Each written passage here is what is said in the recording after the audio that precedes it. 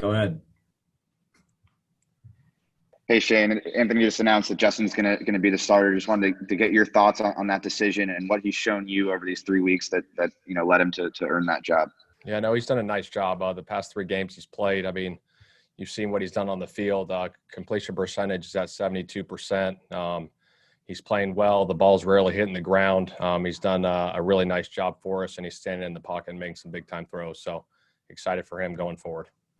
Last week when I asked you about, what jumped out to you most, what's impressed you most about him, you said it's just the fact that he hasn't flinched. Did he take another step forward in that department against the Bucs, just making those throws in pressure, taking the big hits, and still delivering, accurate absolutely. Absolutely. I mean, you saw the first throw he made, T. Johnson, the fourth play of the game, able to stand in there, and then they brought the blitz there on that third down where he hit Jalen Guyton for the big one. I was able to stand in there and make that throw. So big-time throw, standing in there, taking some hits, and completing the football. And I just wanted to ask you about some scheme stuff. On Sunday you ran a speed option, you had a variation of the triple option out of a pistol spread formation. I'm just curious, when you were putting this whole offense together and adding these little wrinkles, did you go back and watch tape from the spread offenses like Rich Rodriguez or whatever? What did you dive back into to sort of get ideas? Well, I think he did some of that stuff in college. He did it at Oregon, and then Coach Lynn obviously did some of that stuff when he was in Buffalo with Tyrod. So when we all put it together in the offseason, that's kind of where it stemmed from. Thanks. Yep. Michael. Hey, Coach, after the Kansas City game, I think you mentioned that you kept the game script pretty vanilla, the offense as a whole, with it being Herbert's first start. 3 weeks later, how open do you think the playbook is, or you feel it is, going into this week? I think our offense has been in place, and I've said this multiple times. I just think every week it depends on who you're playing, because the fronts and the coverages change, so that dictates how you're going to throw your route combinations and your run scheme. So our offense is in place, and there'll be wrinkles here and there every week going forward. But that's a good question, Mike. And against the Bucs, it was a little bit of a rough outing on the ground. You guys still ran it 23 times. Even when you're not having that much success with it, do you still kind of commit to it enough to help open up that play action, or do you feel that against the Bucs, keeping or still running the ball helped you open up that play action for Herbert? Yeah, I think so. I mean, sometimes, you don't, obviously we didn't run it as well as we'd like to, but there's creases in there, and we're so close on a few of them. So you can't just abandon it, Mm-hmm. You're so close to popping one here, popping one there. You're on the sidelines looking at the tablet saying, oh shoot, that looks pretty good there. Let's get back to that. Obviously we want to be better on the ground. But the pass game ended up being pretty good for us. All right, and last one, going into the game, did you see the Bucs run a lot of cover zero and a lot of man that made you feel comfortable potentially running those deep shots? And obviously he did hit 2 long touchdowns, but is that something you kind of expected them to do going in? Yeah, I mean, we've had some history with Todd Bowles just over the years, even when he was in Arizona.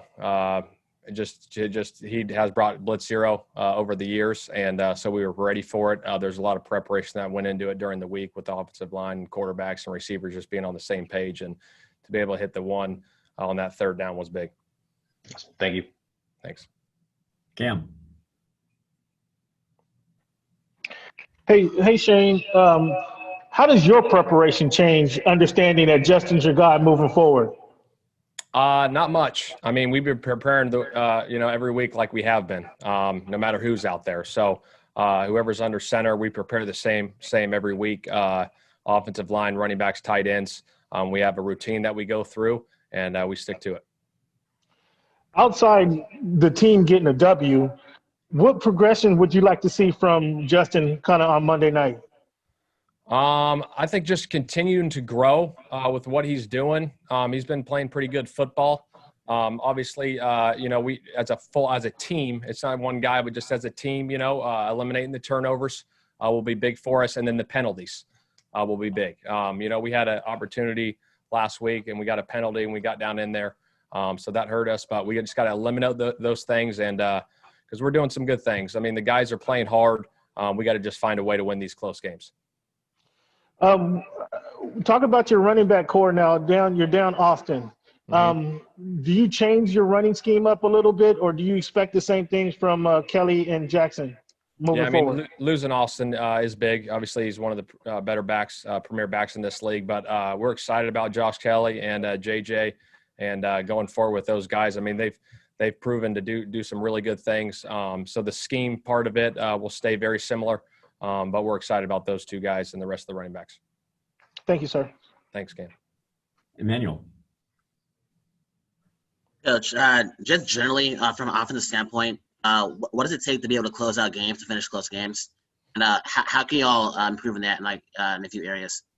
I mean, I think it's just a play here or play there. And it might not be at the end of a game. It could just be within the game, you know? I mean, there's certain times, like I said, you get a penalty, it knocks you out of field goal range, something like that. Just eliminating those things will help. I mean, and we'll go from there. So I think these guys are playing hard, like I said, and we get one and it could turn for us. So we got to get ready to go on Monday night. Gilbert. Hey, Shane, have you got a chance to speak to Tyrod Taylor about the new starting quarterback decision? I have not. And also, Shane, did Anthony Lynn get your input about making this quarterback change at all, or was that just on him and something? Yeah, no, it was he talked with us and we went from there. Okay, and one more, Shane. Donald Parham only had one snap, but he made it count with that touchdown. Do you foresee him getting a few more snaps and maybe run a few more 3 tight end sets? Possibly. Like I said, all that stuff with certain guys is week to week, so we'll go from there. Thank you. Thanks, Gilbert. Fernando. Shane, what do you believe makes your starting quarterback unique? What makes him unique, you said? Yes. Yeah, I think just his ability to make plays. I mean, there are certain guys in this league that can make plays. He makes the off-platform throws. Like we said, he can stand in the pocket and he can see the field. There's certain guys that can just see the game and have some common sense about it, and he has that part of it, which is really good to see. I know Justin's a smart guy. You guys drafted him 6th overall and all that. But did you see, with the pandemic and everything going on, did you see him growing this quickly, this fast, and being able to stand up there with Patrick Mahomes, Tom Brady, and kind of go toe-to-toe with those guys? Yeah, athletically, he definitely has, as we know, his athletic traits. But from a preparation standpoint and the way he prepares every week, I think that has propelled him to where he's at right now. And we got to continue with him to keep preparing every week like he's doing, so he can continue to progress and make more plays. Thank you, Shane. Thanks, Fernando. All right, Shane, last one for you. Michael, go ahead. Coach, as someone who's working with Anthony Lynn, and he's a guy who obviously wants to protect the football at all costs. As an offensive coordinator, after Herbert throws an interception or something like that, how do you fight the want to maybe be a little more conservative with your play calling, but still risk it enough to still kind of keep the offense alive? How do you balance those feelings out?